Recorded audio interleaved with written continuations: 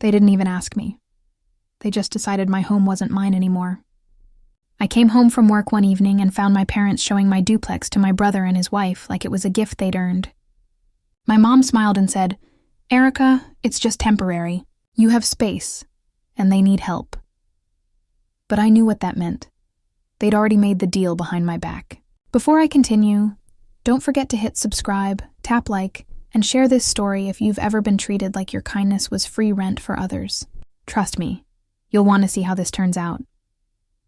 My brother Adam had always been the golden child, the one who could crash cars, skip bills, and still be forgiven. And me? The overly independent one who worked 2 jobs, bought my own place, and never asked for help. My parents used to say, "Erica doesn't need us, she's strong." But that line was just an excuse to never stand by me. When I confronted them, my dad didn't even flinch. "You're not even using the second half of the duplex," he said casually, sipping coffee like he wasn't taking away my privacy, my peace, my home. Adam smirked from the couch and added, "Don't be selfish, sis. Family helps family." But what they didn't know was, I had been quietly planning something for months. Something that would make every single one of them wish they had never underestimated me. And it all started the day I overheard a conversation between my mother and Adam's wife. Conversation that changed everything. I was walking past the kitchen when I heard my mom whisper, "Just let her pay the property tax this year too. She won't notice. She never checks." Adam's wife, Lila, laughed softly and said, "She's too busy pretending to be successful. Erica always tries to act rich, but she's still just lonely." For a second, my hands froze. My own family, in my house, laughing about using me like an ATM. My throat burned, but I stayed silent. That was the moment something inside me clicked. I stopped being the quiet daughter who swallowed everything. I was done playing the fool. That night, while they slept comfortably in my guest room, I sat on my laptop with one goal: to make sure they'd never be able to control or use me again. I called a friend who worked in real estate and said, "Remember that plan we talked about? It's time." Over the next few weeks, I acted like nothing was wrong. I smiled at breakfast, let Lila use my kitchen, even handed my mom my credit card for groceries.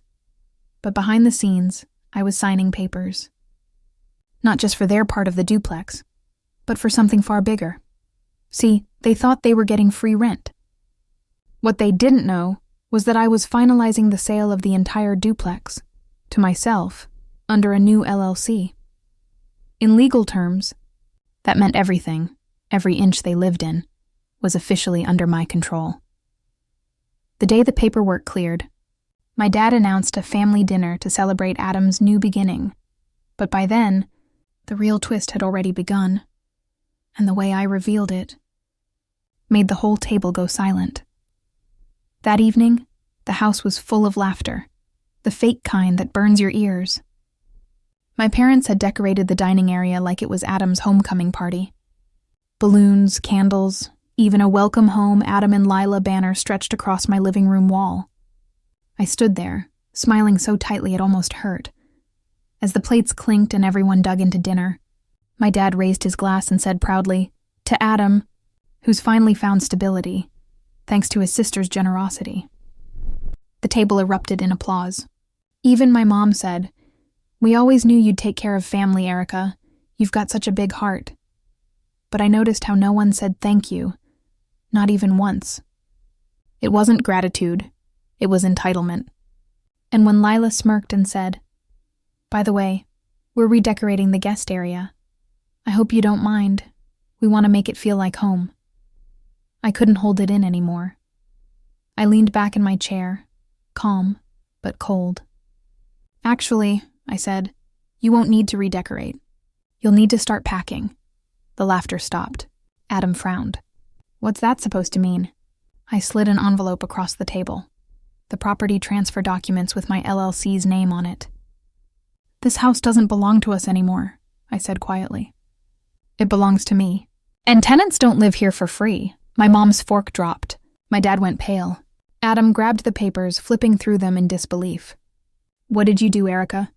He stammered. I smiled. I just protected myself from family who never protected me. The silence that followed was heavy.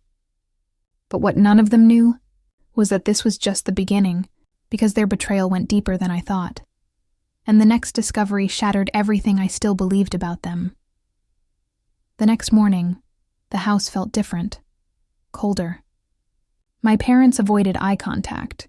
Adam slammed doors, and Lila stomped around like she was the victim. I almost felt guilty, almost. But guilt faded the moment I checked my bank notifications. Thousands of dollars gone. Every payment I'd set aside for renovation had been quietly drained. At first, I thought it was a mistake. Then I saw the transaction notes, online transfers to Adam's business account. My hands shook. They hadn't just used my home. They'd stolen my money, too. I went straight to my dad.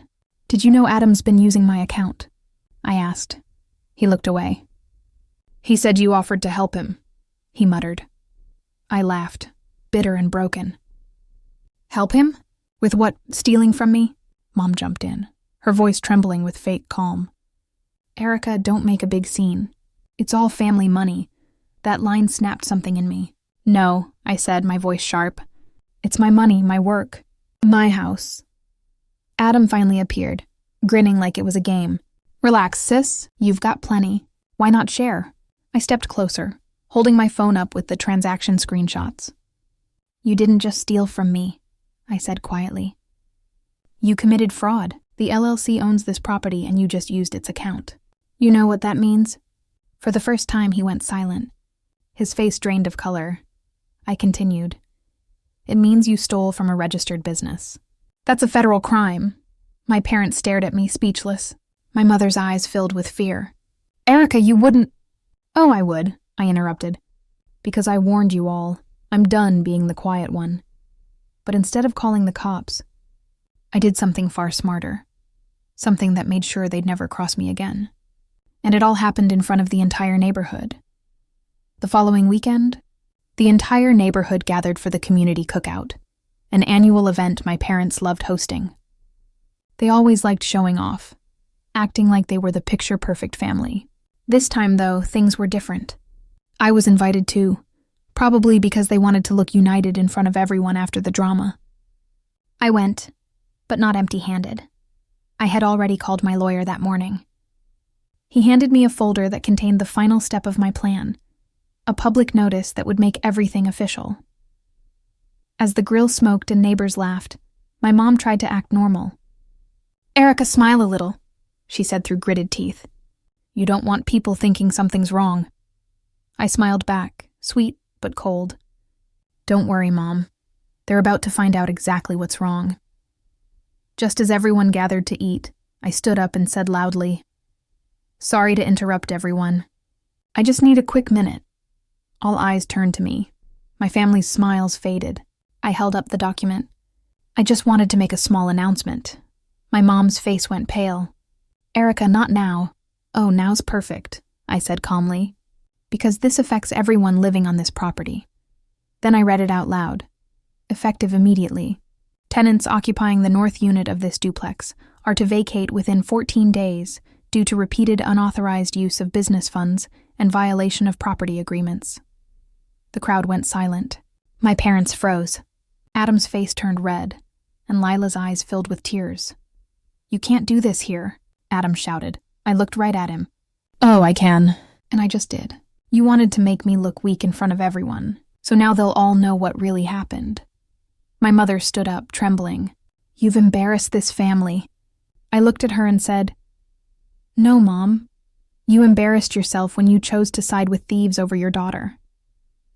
People started whispering. My father tried to calm things down, but it was too late. The truth had already spread. Adam stormed out, dragging Lila behind him, his pride shattered in front of everyone he tried to impress.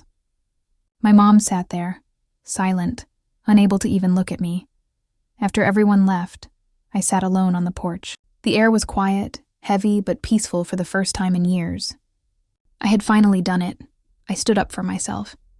No yelling, no begging, just facts, power, and calm revenge. The next morning, they were gone. No note, no apology, just an empty room and silence where manipulation used to live. I looked around my duplex, my home, and felt something I hadn't felt in years. Freedom. I poured myself a cup of coffee, walked out to the porch, and smiled.